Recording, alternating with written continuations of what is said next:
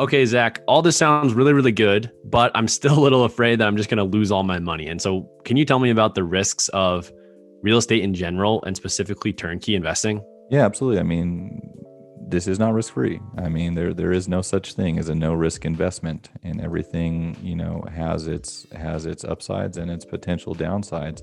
So a lot of people ask, well, this sounds too good to be true, or well, what's the catch, or whatever the case is. There really isn't, but you do need to be aware that there are risks, right, associated with real estate, like anything else.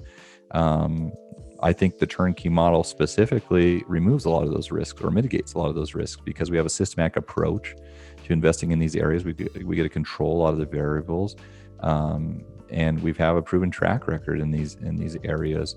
And you're working with a well-vetted team, a well-established team that has that are professional investors themselves to help guide you through those risks and mitigate your exposure to those.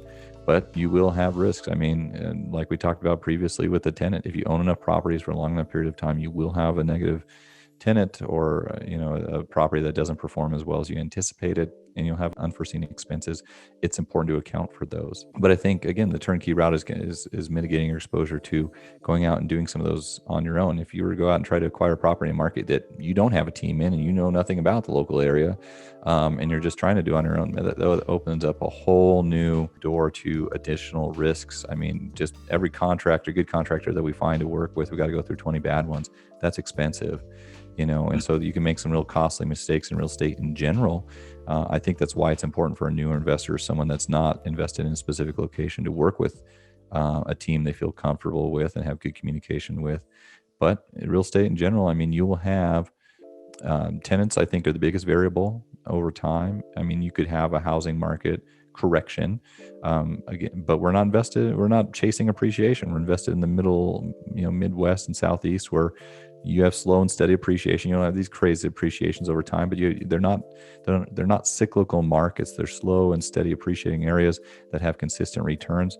And the take home point is, if the property is cash flowing and performing well, it doesn't matter what the market value of it does, or what the market as a whole is doing. Even in 2008, our portfolio performed very, very well, because we were investing for cash flow. And now those properties are worth significantly more than they were in the 2006 to 2007 period. But they didn't really have a huge decrease in home prices. Again, these are the Midwestern areas where there is stability in the market. But you have the risks of a tenant, you have market risks, you have risks of maintenance, but those are things you can properly prepare for, all those risks, to mitigate your exposure to them.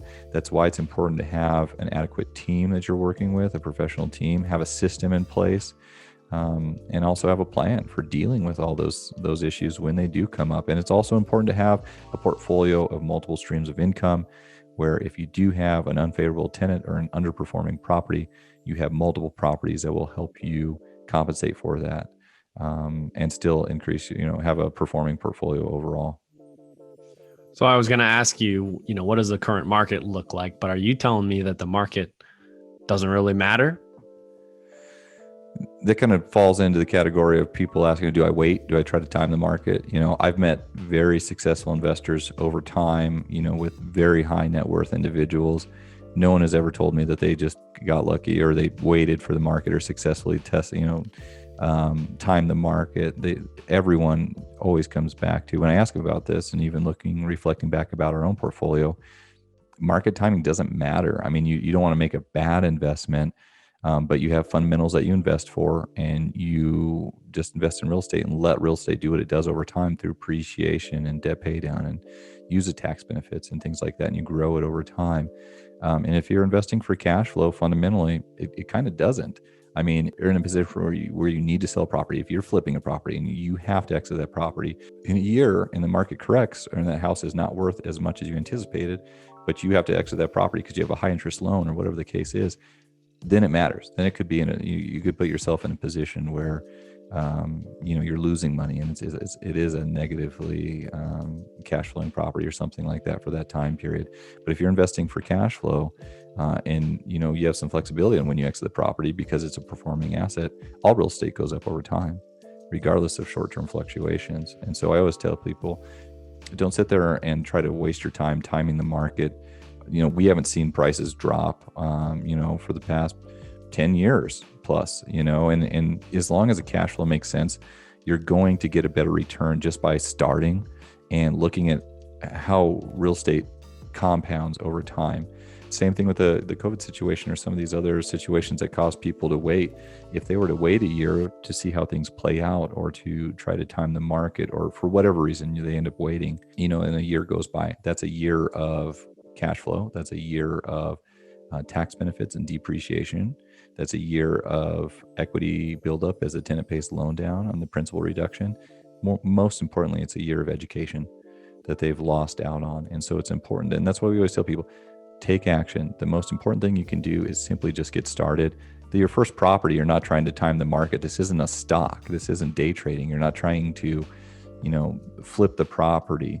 You're trying to get into real estate, build a portfolio based on sound fundamentals of investing long term to grow your net worth and provide substantial passive income over time. The only way you're going to do that is to come in and get started, build your education, and stay consistent over time. So the market really doesn't matter as long as you're having the most appropriate fundamentals. Okay, well, we are in a changing time right now as far as America and its politics. And regardless of your politics or mine, I just wanted to ask, because I'm a little concerned that taxes are going to go up with the new administration. What are the tax benefits of real estate investing? And I've heard things about the 1031 exchange, cost segregation studies. And so what are those things and how do they help me? I hate to break it to you, Sam, taxes usually don't go down. And they're ever increasing. That's one constant in a world of no consistency is increased taxes over time for sure. Definitely with our current administration, that's probably going to be something that we can count on 100%. The tax codes are tailored towards real estate investors, and even people are concerned with Biden taking away a 1031 exchange. That's unlikely going to happen, but could the rules of the 1031 possibly change, or the timelines or the amounts of the caps on it? Yeah, absolutely. That can be subject, but fundamentally it's just too deep-seated in our tax code to just remove those sorts of things, because they've been this way for years, regardless of who is the president and what the administration looks like. And the reality is Congress all probably owns real estate too, so that that would be a hard thing to push through. But the biggest tax benefits, if we could just kind of outline them in a just broad spectrum, you have tax benefits that are passive and that are active. And I do encourage people to talk to their accountant and look at their particular situation to see how they can most benefit from the tax, their tax situation. But no doubt about it, rental real estate, it has many tax advantages just from owning a rental real estate property. Even one, you're having positive income on that property. We refer to it as tax-free income, even though it's not truly tax. I mean, it's just you wipe out the taxes that you would have to pay on that income. So even if you have a positively cash flowing property, like we said earlier, at $3,000 to $4,000 annually, your write-offs, your debt service, your mortgage interest, your expenses, your management fee, your depreciation alone, all those things combined together that will wipe out your income. And so it's really not any reportable income, even though it technically is positive cash flow. So that $3,000 to $4,000, depending on your tax bracket, actually might mean $5,000 to $6,000 of income that you would have otherwise acquired. And that's a powerful thing in real estate. So that's just fundamentally on anyone that acquires real estate, but there's a lot of added benefit over time as you become a more experienced investor and own a rental portfolio, that you get to take advantage of more opportunistic things. A 1031 exchange is a perfect example, where if you sell a rental property, you don't have to pay capital gains. If you had a property that appreciated $100,000 over a few years and you sell it, you could have a very serious tax payment that removes a huge portion of your net gain. Or if you roll that into acquiring more property, more rental property within the time constraint that the 1031 allows, you got to close in 6 months and identify within 45 days after the sale of your first property. This is something we walk many investors through. you don't have to pay any capital gains, and you can keep rolling that over again and again. You did a great video explaining that on the YouTube channel. Another thing is cost segregation studies. When I learned about cost segregation studies, it blew my mind because, and I got even more hyped about real estate than I already am. But taxes are no doubt the biggest expense that we have. But once you start earning a good amount of income, it's sickening to see how much you have to pay in taxes, state and federally. And if there's any way to reduce that, that's just added income, right? I mean, you're talking, we're probably going up to a 39% bracket nationally. That's almost half your income in taxes. It's insane. With the cost segregation study, you can do accelerated depreciation and reduce your taxable income annually. There's some people that reduce their taxes to zero through if you acquire enough rental real estate. And that just gives you that much more money to then reinvest and earn income on and earn a percentage versus just giving away to Uncle Sam, which you never see it again. So those are some of the tax benefits, fundamentally that a real estate investor would have, especially on the active side over time. And there's others that we haven't even touched on. But I think once you really start to learn about how beneficial real estate investing is, it's very exciting. And this is something that this country has, that we own property in Canada and some other countries, and there's not those tax benefits in those countries. People are blown away when they hear about this stuff. It's eye-opening when I tell people that are earning high incomes and paying a significant amount in taxes that, there's an option for you to acquire an investment property and use that to reduce the income the taxes that you pay on your regular income. It's an option. All right. Well, I'm pretty much sold at this point. You explained all this stuff really well. I just want to know how fast I can buy real estate and what strategies I can use to do that. I want to buy 10 this year if I could. How am I going to get there fast? Everyone's on their own pace. We definitely want to take some time to go through a specific strategy with each investor and make sure we have a very clear strategic plan for you based on your goals, criteria, timeline, resources. I mean, we can move at the pace that you'd like to. Like I mentioned, most people are purchasing multiple properties even in their first round. Some people are just buying one or two, and that's fine. I mean, as long as you're taking action and getting started, we're willing to work with you in whatever capacity. As long as we're taking progress steps, we just want to get you started. That's the biggest thing. We always want to develop a long-term business partnership and relationship with our clients, but we can't do that unless you just fundamentally get started. So it's all taking progress steps, and we're here to assist you throughout the process and take as much time to do that as we need. The first step is getting pre-approved with a lender. That's just like any real estate transaction. I kind of work backwards in terms of determining what amount of money is needed. People ask, should I get pre-approved for 200, 300,000?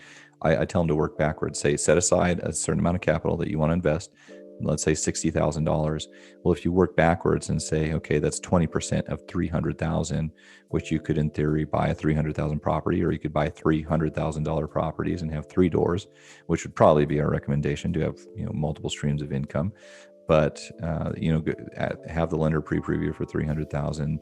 And honestly, it doesn't really matter. You can always have the pre-approval change, or that's not a hard and fast rule. The fact is that you're doing that. After you have a pre-approval, then the next step is us having a strategy call with myself or one of our investment counselors to go through and talk in greater depth about your goals and criteria. And then we can kind of collectively come up with a plan to determine what markets and properties we want to specifically focus on. After that, it's just a matter of identifying a property and moving on it, taking action and putting a house under contract, a standard real estate transaction. Once you have a house under contract, that allows you to reserve it. And then we turn that over to your lender and title company to start the underwriting and the due diligence process. Typical closing is going to be anywhere from 4 to 6 weeks, sometimes longer depending on underwriting. And that's kind of what the process looks like. Okay. And so I understand the turnkey model, but what about all these other things that I hear about in real estate, like syndications, BRRRR hybrids, and even getting involved in construction and building a house from scratch and renting it? Should I pursue those as well? I think, the great thing about real estate in general is that there are so many different ways you can get involved and you can be successful. And like I mentioned earlier, growing a portfolio over time, as you become a more experienced investor, you're going to likely employ multiple strategies and invest in different areas, in different ways, in different locations.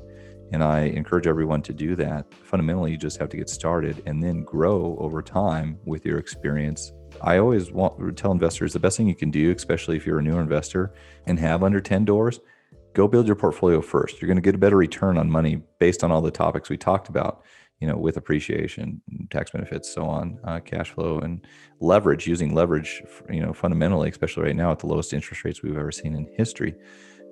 Go out and build your own portfolio first. Once you have additional expendable income, then you can invest it in other placements like syndications, and maybe taking on a more active role during doing your BRRRR model. The point of the matter is both those options are higher risk, more time, or syndication is not more time, but it definitely BRRRR is. Syndication is highly risky. You could potentially lose all of your money when you sign a PPM for 40, those 40 to 60 page PPM that's outlining all the areas that you could lose money. You're not using leverage to acquire the property. You have little control over the investment because you may be invested in a syndication with 300 other people. It's like, what happens if that goes south, or what if that person if the syndicator disappears? That stuff happens, But the biggest thing is you're not really getting any education, and you're not getting better returns than you can by actually owning physical property. I think syndication is more of a route that you have once you have ample income, you have a portfolio built. You're not looking to expand your own rental portfolio or take on more leverage, and you just want to place money somewhere else. Then you can maybe explore syndications. That would be my recommendation. On the BRRRR side, I get the question all the time about, I want a BRRRR. That's great. I encourage you to do that, but I encourage you to make sure that you fully evaluate if that's truly what you want to do, and if you have the time and risk tolerance to do that. Because if you're looking to do BRRRR, especially out of state, which is a buy, rehab, refinance, redo, tons of R's, right? And it just goes on and on. But basically, you're rehabbing a property. You're taking on you're flipping it either to yourself or to someone else. There's a lot of variables involved in rehabbing a property. Variability in ARVs, additional holding costs can get very expensive, especially if you take on private money. Working with contractors, they'll simply walk away with your money or do a shoddy job that you can't verify or have no recourse on, especially out of state, to not be there in person to see that. Unforeseen rehab just in general that can mess up your numbers. I mean, there's a ton of variability. And so that's a benefit of the turnkey route, is coming in, buying into a network, having immediate access to professionals and network in a location, mitigating your exposure to those risks, less time involved in that process. I think that's a first better step to acquire a portfolio in a location, have some familiarity with or build your team and your network. Then if you want to, you're in a better position to take on a more active role if that's something you want to do. Awesome. Well, this has been great. My very last question for you is, because this just all sounds so good. And like I said, I want to get started as soon as I can and buy as many properties as I can. Why do you think, in your opinion, that more people aren't doing this? I mean, I would encourage people to read Kiyosaki, the rich dad, poor dad mindset. It's a simple education thing. We're just not taught, right, to take control. And people are just not educated. The fact of the matter is there is a lot of people doing it. If you talk to accountants, or like we did the other interview with Graham, who's our lender recommendation, and they actually see people's tax returns. And the people, there's a kind of this common theme here of the people that have high net worth and are financially independent are invested in real estate to some degree. And those are also, people that have high net worths are also the minority. And so I think, though, it breaks down fundamentally to an educational piece. We're not taught in school to invest in real estate or be financially savvy or independent. Even our employers, we're bought into the system of this 401k. I've never met anyone that is successfully retired off a 401k and been very comfortable. But I've met many multimillionaires in real estate that have built it over the years, and have basically created financial independence. We're just not taught to do it. So you got to go take an active role and to educate yourself and take consistent action over time. And unfortunately, most people are lazy and uneducated, and they're not going to take the appropriate steps to go and do that. So I think that's why, we're having this conversation. That's why people are listening to this and going, because they are the minority that want to become educated and they want to take action. So I encourage people to go out to educate themselves, but that's only a small part of it. The bigger step is actually taking action. Very good. Thank you very much, Zach. This has been enlightening and very thorough. I'm pretty much out of questions. Um, so yeah, Sam, thanks for taking the time to go through and ask the important questions. I think these are common questions that I hear all the time that people want to know about. And hopefully this will allow them to go into the conversations a little bit better prepared and or maybe answer those questions that they thought of later after they had a consultation and came up. This definitely is not comprehensive by any means. We're always open to answering as many questions as we need to for investors. That's part of the ongoing process. We're happy to spend as much time as we need to with investors to make sure they are well educated, they have a good plan in place, and we're assisting them in building a successful business model over time. And that takes a lot of conversations. We're happy to have as much conversations and spend as much time with those investors as we need to, as long as we're taking progress steps. We give a lot of interest and a lot of demand from many people. We're obviously going to dedicate the time to the people that are serious and take action. And we'll go through and help them be successful and build those strategies. And that's an ongoing thing long term. This doesn't stop after they buy their first few properties. That's when we really get into the strategy planning long term. So if anyone is interested in setting up an initial consultation that hasn't, go ahead and shoot us an email. That's info@renttoretirement.com. They can call the 800 number, 1-800-311-6781. And they can visit our website for more information to see current inventory. But the first step is setting up an initial consultation. After that, we create a strategic business plan with you, get pre-approved with a lender. And essentially the take-home message is we just take action in helping you build your successful portfolio over time and staying consistent to reach your goals. So appreciate everyone's time. Sam, thanks for joining me, and we look forward to connecting with everyone soon.